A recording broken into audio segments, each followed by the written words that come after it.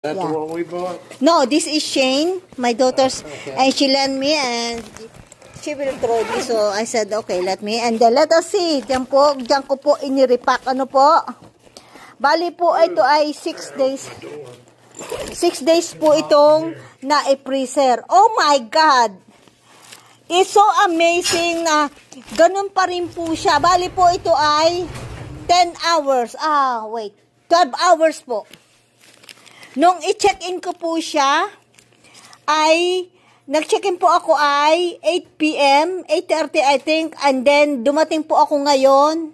So, ibig sabihin po, yung time po namin, nag-check-in ako ng 11:30, and then it's more than 12 hours.